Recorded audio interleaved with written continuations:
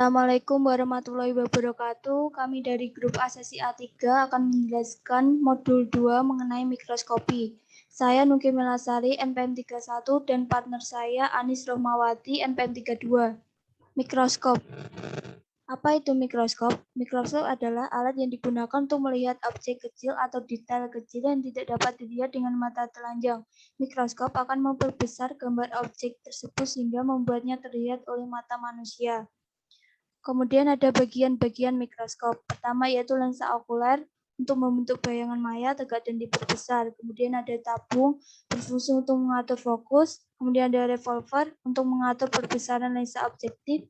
Kemudian ada lensa objektif perbesaran lemah untuk melihat objek yang tidak terlalu membutuhkan perbesaran yang kuat. Kemudian ada lensa objektif perbesaran kuat untuk melihat objek yang kecil sehingga membutuhkan perbesaran yang kuat. Pada lensa objektif membentuk bayang nyata terbalik dan diperbesar. Kemudian ada meja mikroskop berfungsi sebagai tempat meletakkan objek yang akan diamati. Kemudian ada klip atau penjepit untuk menjepit kaca objek agar tidak bergeser. Kemudian ada kaki mikroskop untuk menyangga mikroskop. Kemudian ada sumber cahaya atau cermin. Ini dibagi menjadi dua, yaitu cermin cekung dan datar. Untuk cekung berfungsi mengumpulkan cahaya. Kemudian cermin datar berfungsi memantulkan cahaya. Kemudian ada diafragma, berfungsi mengatur banyak sedikitnya cahaya. Kemudian ada lengan mikroskop sebagai pegangan pada mikroskop. Kemudian ada pemutar halus untuk menggerakkan tabung mikroskop ke atas dan ke bawah dengan pergeseran kecil. Sedangkan pemutar kasar dengan pergeseran besar. Kemudian macam-macam mikroskop. Pertama yaitu mikroskop cahaya. Sinar radiasi berasal dari cahaya matahari atau lampu dengan perbesaran maksimum 1000 kali. Kemudian ada mikroskop stereo, yaitu jenis mikroskop yang hanya bisa digunakan untuk benda yang berukuran relatif besar dengan perbesaran 7 hingga 30 kali. Kemudian ada mikroskop elektron, di mana sinar radiasinya berasal dari elektromagnet dengan perbesaran hingga 1000 kali. Kemudian ada mikroskop macam-macam mikroskop elektron yaitu SEM dan TEM. Untuk SEM digunakan pada objek yang diamati secara 3 dimensi, sedangkan untuk TEM objeknya 2 dimensi. Dengan perbesaran objek sampai 500 kali. Kemudian prinsip kerja mikroskop yaitu memantulkan cahaya melalui cermin lalu diteruskan hingga lensa objektif. Kemudian bayangan akan diteruskan dan menghasilkan bayangan yang tegak nyata diperbesar oleh mata pengamat melalui lensa okuler.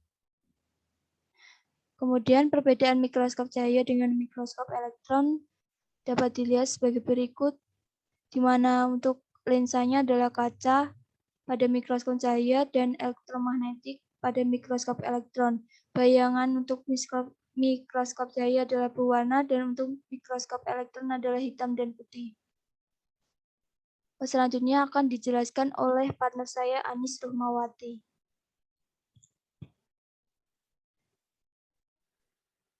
Selanjutnya ada faktor-faktor yang mempengaruhi dalam percobaan mikroskopi. Yang pertama ada intensitas dan yang kedua ada pencahayaan. Di mana intensitas ini rentangnya memiliki 1 sampai dengan 6. Intensitas mempengaruhi gelap terangnya hasil bayangan mikroskop. Untuk yang pencahayaan ini yang tepat adalah cahaya yang memiliki daya tembus paling besar, misalnya pada warna ungu, karena memiliki panjang gelembung yang kecil. Selanjutnya. Baik, selanjutnya ini ada hasil pengamatan yang sudah kita lakukan yang melalui daring, di mana bahan-bahannya ada yeast, jagung, tepung, kapas, kapuk, bawang merah, dan air got. Di mana yeast ini keterangannya perbesaran 40 kali pada lensa objektif dan 10 kali pada lensa okuler. Berbentuk kokus, tak berinti sel, tak berkoloni. Untuk jagung dia perbesaran juga sama, berkoloni, tidak berinti sel, bentuk kokus bulatan sedang, dan untuk tepung dia perbesarannya juga sama, terus berbentuk kokus, tidak berinti sel, dan juga tidak berkoloni. Untuk yang kapas dia berbentuk serabut, perbesarannya juga sama, 40 kali 10, dan tidak berinti sel. Selanjutnya ada kapuk. Nah, kapuk ini perbesarannya juga sama, dia tidak berinti, berbentuk serabut, dan juga tidak berkoloni. Untuk yang bawang merah ini perbesarannya juga sama, berbentuk basil, berinti sel, dan tidak berkoloni. Kemudian untuk air kot ini dia terdapat banyak bakteri, tidak berinti sel, perbesarannya juga sama, 40 objektif, 10 okuler, dan tak berkoloni. Nah, selanjutnya ini ada fungsi silol, prinsip kerja mikroskop cahaya, dan juga ada penambahan air pada preparasi sampel, di mana fungsi silol ini dia sebagai pembersih minyak imersi pada lensa objektif, namun dia tidak dapat membersihkan lensa objektif karena dapat merusak mata. Kemudian prinsip kerja mikroskop cahaya, prinsip kerjanya pada lensa objektif akan membentuk bayangan benda yang bersifat nyata, terbalik, dan diperbesar. Bayangan benda oleh lensa objektif akan ditangkap oleh lensa okuler. Nah, bayangan inilah yang tampak terlihat oleh mata. Kemudian ada penambahan air pada preparasi sampel, bertujuan untuk menempelkan preparat pada objek gelas dan preparat lebih mudah untuk diamati. Nah, selanjutnya pada percobaan mikroskopi ini, bahan yang akan diamati dengan menggunakan alat mikroskop yang berjenis mikroskop cahaya binokuler adalah air got, kapas, bawang merah, yeast, kentang, tepung beras, jagung, dan kapuk. Pertama-tama, kita bersihkan objek gelas hingga bersih dengan menggunakan larutan silol agar tidak mengganggu pengamatan. Kemudian setelah itu kita mengambil spesimen dengan cara menusuk bahan yang akan diuji dan meletakkan pada objek gelas dan ditutup dengan dek gelas.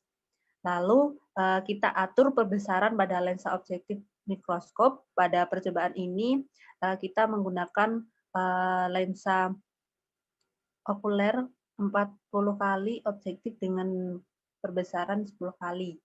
Nah, berdasarkan data hasil pengamatan yang kita peroleh, di mana kita bisa bandingkan dari data yang diperoleh dengan literatur, di mana pada data yang kita peroleh dengan literatur itu menunjukkan kesesuaian dari segi bentuk dan ada tidaknya sel. Kemudian untuk juga sama. Contohnya seperti pada kapas. Berdasarkan hasil pengamatan dan literatur diperoleh hasil yang sama, yaitu bentuknya serabut, berinti, dan tidak berkoloni. Untuk yang bahan lainnya seperti bahan jagung, kapas, bawang merah, tepung beras, kentang, air got, dan yeast, di mana semuanya mempunyai kesamaan antara hasil yang diperoleh dari pengamatan setelah dibandingkan dengan hasil mikroskopis dari beberapa penelitian dengan gambar di literatur. Bentuk morfologi juga menunjukkan kesamaan dengan literatur.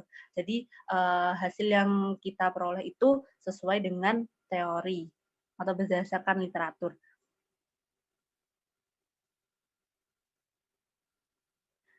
Demikian pemaparan dari kami, kurang lebihnya mohon maaf. Wassalamualaikum warahmatullahi wabarakatuh.